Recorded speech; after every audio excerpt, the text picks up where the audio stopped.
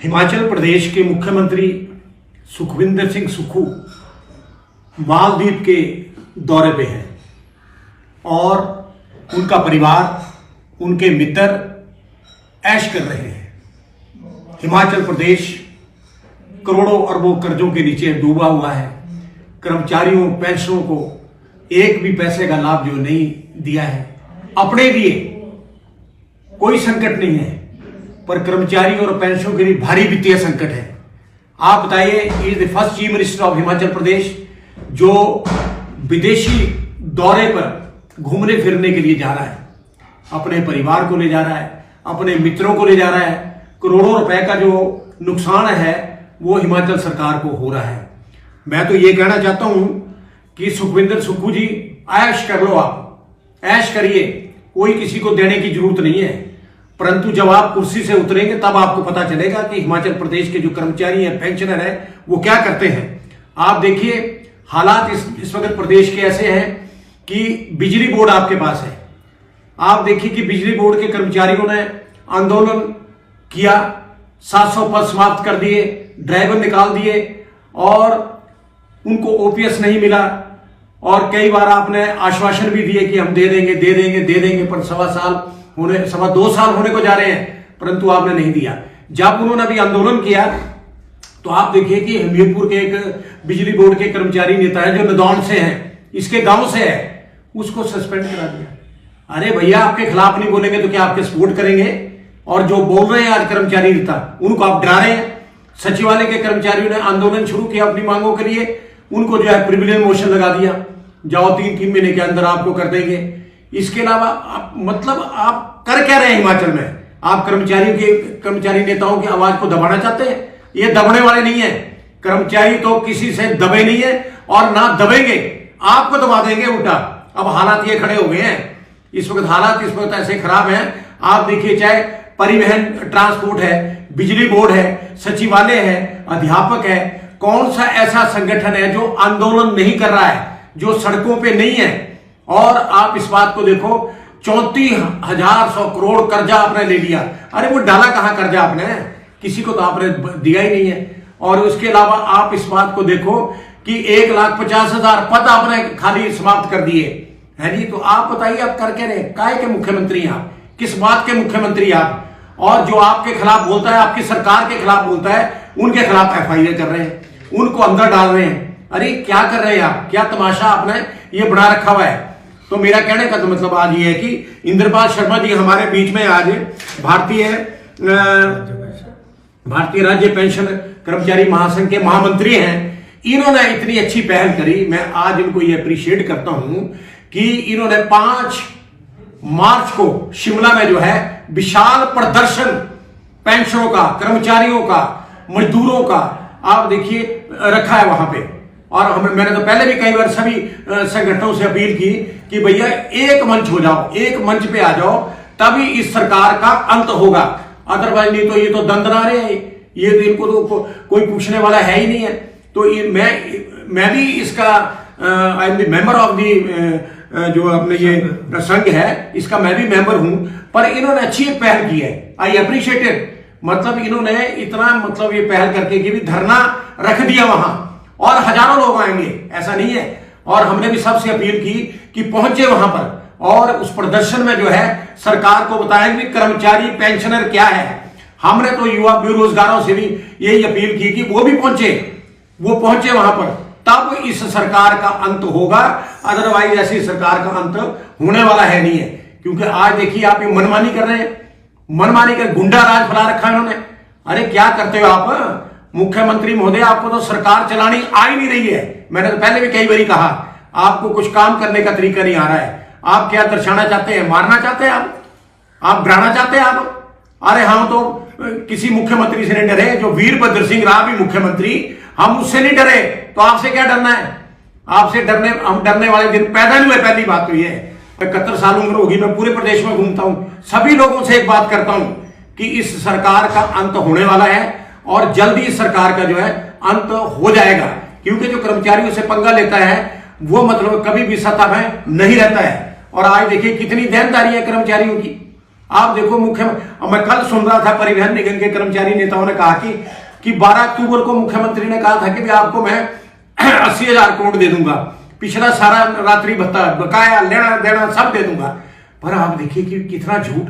अरे ये तो गिनीज बुक में इसका नाम दर्ज होना चाहिए मुख्यमंत्री का कि भाई ये झूठ बोलने में कितना माहिर है, कितना झूठ बोलता है ये प्रदेश की जनता के सामने।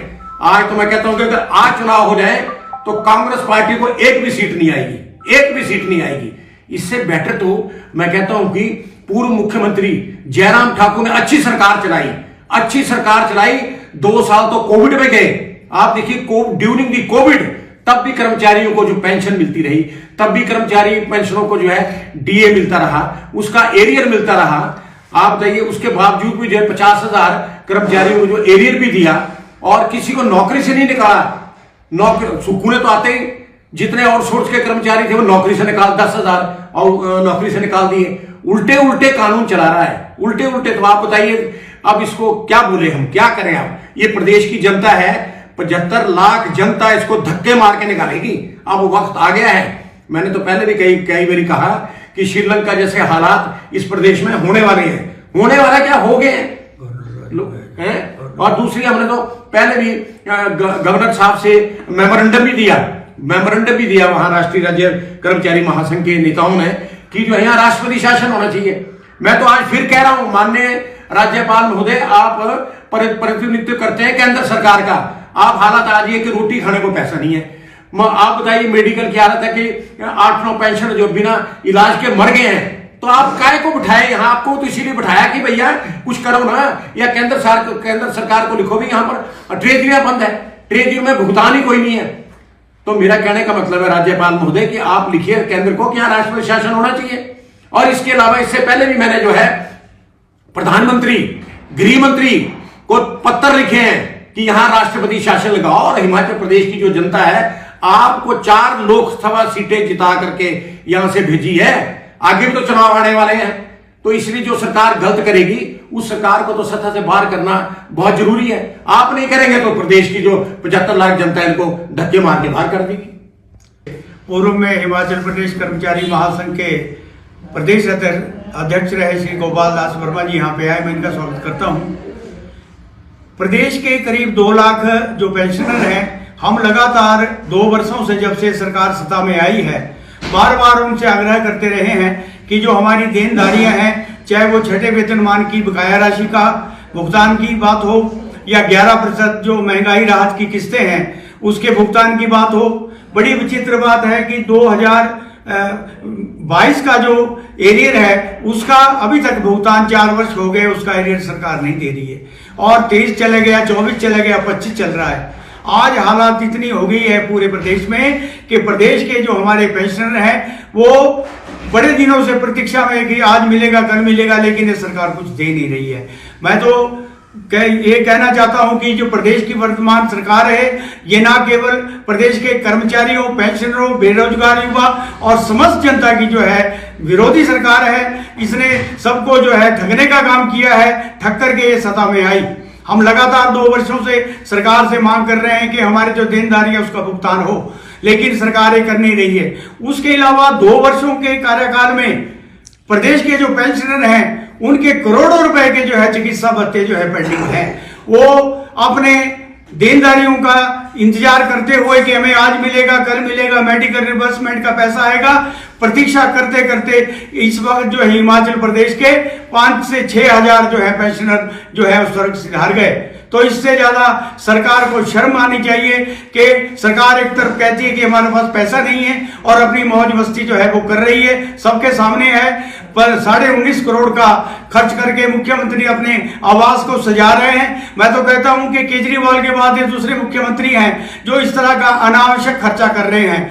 10 करोड़ रुपए की राशि सीपीएस के केसों पर लगा दी गई, 90 की फौज जो है एडवोकेटों की खड़ी कर रखी है। दर्जनों जो है इन्होंने अपने सलाहकार उनको कैबिनेट रैंक दे करके जो है प्रदेश के जो जनता का जो पैसा है गाड़ी कमाई का उसको ऊपर ही खर्च करने जा रही है। तो इसको लेकर के जो हमारी भारतीय राज्य पेंशन महासंघ की कोऑर्डिनेशन कमेटी है, प्रदेश स्तर की हमारी 7 यूनियनें ज्वाइंट जो हमारा फ्रंट है वो आगामी हमने निर्णय लिया है कि 5 मार्च को सुबह 10 बजे प्रदेश सचिवालय में चंबा से लेकर के हिमाचल प्रदेश के कोने कोने से जो हमारे समन्वय समिति के सदस्य हैं, इनके प्रदेश, जिला और अन्य सभी इकाइयों के भारी संख्या में, हजारों की संख्या में आके हम वहां पे प्रदर्शन करेंगे। ये हमारा धरना प्रदर्शन जो है एक विशाल प्रदर्शन होगा। मैं यहां से भी आह्वान कर रहा हूं अपने अन्य साथियों से कि वे सारे आज एक मंच पे इकट्ठा होकर के शिमला में शक्ति प्रदर्शन करें, और जब तक इस सरकार को जगाने का जो है हमने काम करना है, अगर ये सरकार नहीं जागी तो हम विवश होकर के जो हमारा आंदोलन है ये केवल मात्र शिमला तक ही सीमित नहीं रहेगा, पूरे प्रदेश में जो है ये आंदोलन हमारा चलेगा, और जब तक ये सरकार सत्ता में रहेगी तब तक जो है आंदोलन चलता रहेगा।